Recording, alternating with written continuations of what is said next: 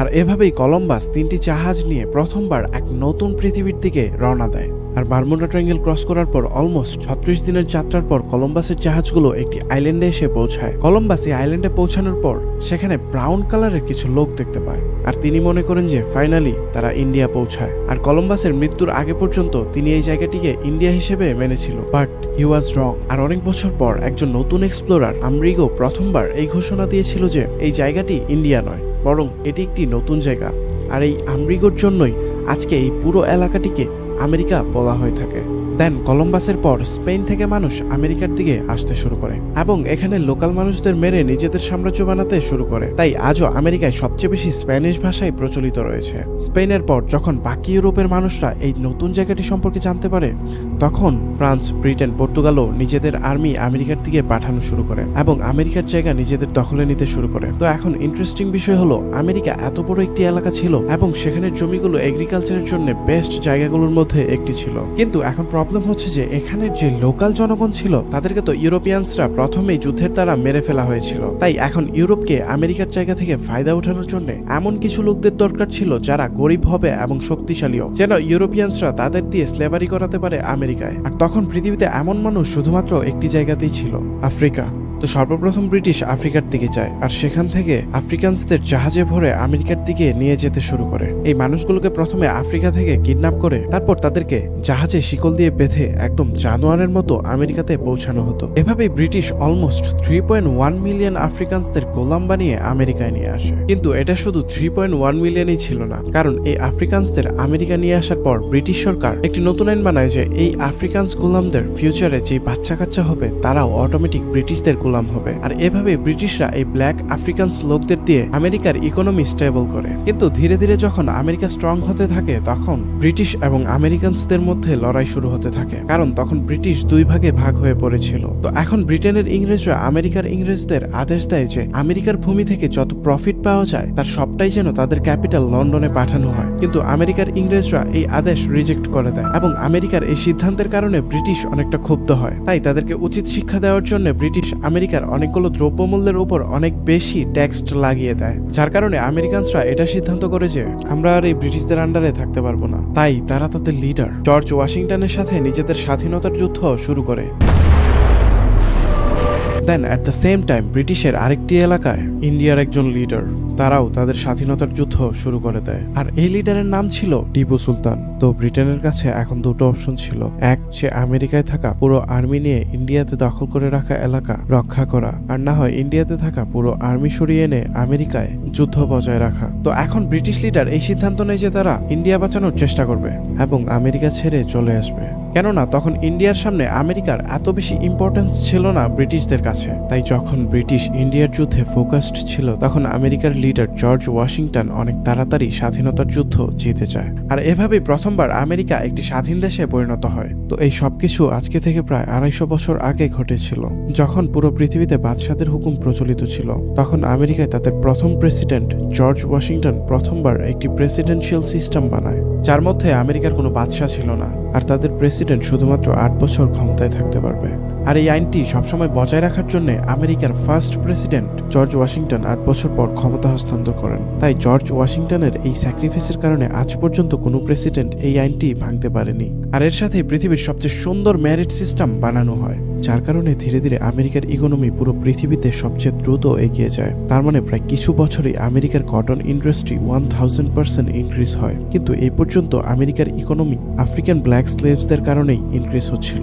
কিন্তু তখন এন্ট্রি হয় আমেরিকার একজন প্রেসিডেন্টের, যে কিনা আজও আমেরিকার সবচেয়ে ফেমাস প্রেসিডেন্ট, ইব্রাহিম লিঙ্কন, যে কিনা প্রেসিডেন্ট হওয়ার পরেই আমেরিকায় একটি বিল পাশ করে যে আমেরিকার সব ব্ল্যাক স্লেভসদের মুক্তি দেওয়ার এবং আজকের পর থেকে আমেরিকায় কেউ কারো গোলাম হবে না। ইব্রাহিম লিঙ্কনের এই সিদ্ধান্তের পর যে লোকগুলো এই আফ্রিকান স্লেভ ট্রেডস থেকে প্রফিট উপভোগ করতেছিল তারা সবাই মিলে ইব্রাহিম লিঙ্কনের এই সিদ্ধান্তের কারণে আমেরিকার বিরুদ্ধে আন্দোলন শুরু করে। আর এভাবেই আমেরিকার ইতিহাসের সবচেয়ে বড় যুদ্ধ সিভিল ওয়ার শুরু হয়। কিন্তু কিছু বছর পর ইব্রাহিম লিঙ্কন এই যুদ্ধে বিজয় লাভ করে। তবে এই যুদ্ধের কারণে আমেরিকার অনেক ক্ষয়ক্ষতি হয়, মানে লাখ লাখ মানুষ মারা যায়। কিন্তু এই যুদ্ধের কারণে আমেরিকার একটি লাভ ঠিকই হয়, কারণ এই যুদ্ধে জেতার জন্য আমেরিকা এত বেশি অস্ত্র বানিয়েছিল যে তখন আমেরিকার কাছে পুরো পৃথিবীর মধ্যে সবচেয়ে বেশি ওয়েপন্স পড়েছিল। সিভিল ওয়ার জেতার পর পৃথিবীতে অনেকটা চেঞ্জ দেখা দেয়, কারণ পৃথিবীতে আজ পর্যন্ত যত জিনিস তৈরি হয়েছিল তাই পুরনো জামানায় হয়েছিল, কিন্তু এখন পৃথিবীর সবচেয়ে বড় বড় ইনভেনশনগুলো আমেরিকায় হতে শুরু করে, যেমন টেলিফোন, সিভিং মেশিন, ইলেকট্রিসিটি, আর পৃথিবীর প্রথম এয়ারপ্লেনটিও আমেরিকায় তৈরি হয়েছিল। এবং এইসব ইনভেনশনগুলোর পাশাপাশি আমেরিকায় পৃথিবীর সবচেয়ে বেশি অস্ত্রও বানাতে শুরু করে। কিন্তু এত কিছুর পরেও আমেরিকা পৃথিবীর একটি পাওয়ার ছিল, তবে একটি সুপার পাওয়ার ছিল না। তখন সুপার পাওয়ার ছিল ইউরোপের কিছু কান্ট্রি, ব্রিটেন, ফ্রান্স আর জার্মানি। তো এখন আমেরিকার সুপার পাওয়ার হওয়ার জন্য এমন একটি ইভেন্টের প্রয়োজন ছিল যাতে এই সব সুপার পাওয়ারগুলো শেষ হয়ে পড়ে আর শুধু আমেরিকা বাকি থাকে। আর এক্স্যাক্টলি এমনটাই হয়। এইসব সুপার পাওয়ারগুলো হঠাৎ একে অপরের সাথে লড়তে শুরু করে, আর এভাবেই পৃথিবীর ইতিহাসের সবচেয়ে বড় যুদ্ধ শুরু হয়, ওয়ার্ল্ড ওয়ার 1। ওয়ার্ল্ড ওয়ার 1-এ একদিকে পৃথিবীর সকল সুপার পাওয়ারগুলো যখন একে অপরের সাথে লড়াই করতেছিল, তখন আমেরিকা এইসব থেকে দূরে বসে শুধু দেখতে থাকে দর্শকের মতো। আর ব্রিটিশ এম্পায়ারের অনেক অনুরোধের পরেও আমেরিকা লাস্ট মিনিটে এই যুদ্ধে অংশগ্রহণ করেনি, আর পুরো যুদ্ধের মধ্যে আমেরিকা সবাইকে অস্ত্র সাপ্লাই করতে থাকে। ওয়ার্ল্ড ওয়ার 1-এ পৃথিবীর এমন একটা সিচুয়েশন ছিল যখন পুরনো সকল সুপার পাওয়ারগুলো একে অপরের সাথে লড়াইয়ে ব্যস্ত ছিল, যার কারণে এদের সবার ইকোনমি অনেক খারাপ হয়ে পড়ে। অ্যাট দ্য সেম টাইম পৃথিবীতে শুধু একটি স্টেবল দেশ এবং একটি স্টেবল কারেন্সি ছিল, আমেরিকা আর ডলার। আর যখন ওয়ার্ল্ড ওয়ার 1-এর অবস্থা অনেক বাজে হতে শুরু করে, তখন আমেরিকা এসে ইউরোপকে এই যুদ্ধ থেকে বের করে আর এই যুদ্ধ জিতে যায়। প্রথমবার ওয়ার্ল্ড ওয়ার 1-এর পর আমেরিকা একটি সুপার পাওয়ার হওয়ার পথে এগোতে থাকে। তাই পুরো পৃথিবীর মানুষ আমেরিকায় তাদের টাকা ইনভেস্ট করতে শুরু করে, যার কারণে আমেরিকার ইকোনমি, কারেন্সি আর স্টক মার্কেট পৃথিবীর বাকি দেশগুলো থেকে এগিয়ে যায়। কিন্তু যখনই আমেরিকা ওয়ার্ল্ড ওয়ার 1-এর পর নিজের পিক পর্যন্ত পৌঁছায়, তখন হঠাৎই আমেরিকার ইকোনমি ক্র্যাশ হয়ে যায়। এটি আমেরিকার ইতিহাসের সবচেয়ে বড় ক্র্যাশ ছিল, আর এই ক্র্যাশটিকে আজও দ্য গ্রেট ডিপ্রেশনের নামে স্মরণ করা হয়। আর এই ক্র্যাশের কারণে আমেরিকায় প্রায় 23,000 মানুষ আত্মহত্যা করে। আমেরিকার এই ক্র্যাশের পর জার্মানিতে অ্যাডলফ হিটলারের আগমন ঘটে এবং পরে গিয়ে হিটলার দ্বারা ওয়ার্ল্ড ওয়ার 2 শুরু হয়। কিন্তু এই ওয়ার্ল্ড ওয়ার 2-এও আমেরিকা ঠিক ওয়ার্ল্ড ওয়ার 1-এর মতো এই যুদ্ধে অংশগ্রহণ করেনি এবং আবারও চুপচাপ বসে থেকে সবাইকে অস্ত্র পাঠাতে থাকে, আর আবারও একদিকে সব সুপার পাওয়ার লড়তে শুরু করে, আর আমেরিকা এই সবকিছু থেকে প্রফিট আদায় করে লাভবান হচ্ছিল।